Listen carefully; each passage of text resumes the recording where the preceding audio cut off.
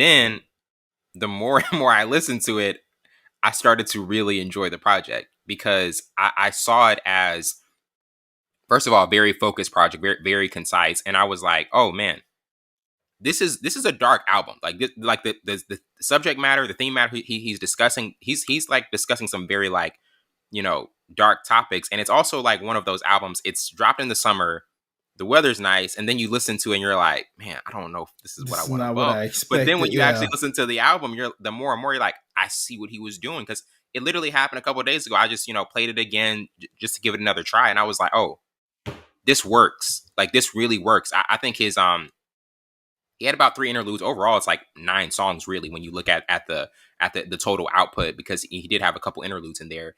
And I thought this was a dope project. I like this was his, I think, last album on Def Jam, and he's obviously got the Vince Staples Show season 2 that was renewed recently, Hmm. having a lot of success just in general, in terms of his different projects outside of music. And I thought this was a really good album. I'm not putting it at the same level as I would the self-titled Vince Staples album and the Ramona Park Broke My Heart, but I thought this was a good project. It takes multiple listens. I think it takes multiple listens Yeah. to really appreciate it, because I was like, this is a layered album. This is a really layered album. And I got it more after a few listens. But to you, kind of, what were your initial thoughts? Yeah, this is I'm glad you said that. This is for people who are patient and willing to give something multiple chances and give it multiple ears throughout a week, a day, whatever the case may be. You're gonna have to listen to this more than once to Oh, for sure. appreciate the value that he put into it. And I think he had a interview with Lowe on Apple Music. He was talking about he knows where he fits in the ecosystem of the music industry, and Hmm. that allows him to create freely. I think that's really dope because I think he's the type of artist. It's not what I expected, but I'm glad he did it this way because he used one of my favorite clips of James Baldwin, and I forgot her name.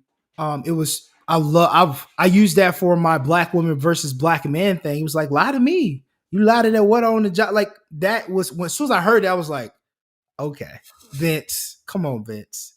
But I didn't think he was gonna use it the way That he did. did. Yeah. And Yeah. then, like women be lying, bro. Like that's my cousin. I'm like, what?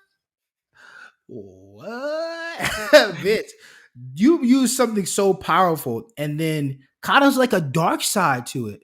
Yeah. You women talking about lie to me, but y'all lie all the time. Like it was just like a twist, a dark twist of Hmm. fate. Because that whole interview that they did was, man, I watched that thing probably like 3 or 4 times. It's a long interview, but man, yeah, What interview was it? it was. Oh, I forgot her name. It was she's an activist too. It Oh, was, okay. yeah, it was at the time. I think it was in the late 70s, and they sat down and had an entire like an hour interview. They were talking about all this stuff, but that clip is the most snippet clip of that Gotcha. interview because it's they talk about the separation of women, black men and black women, Hmm. and the I guess kind of like the separation of the black family, and that was part of it. That was a snippet of it. So definitely a dope album.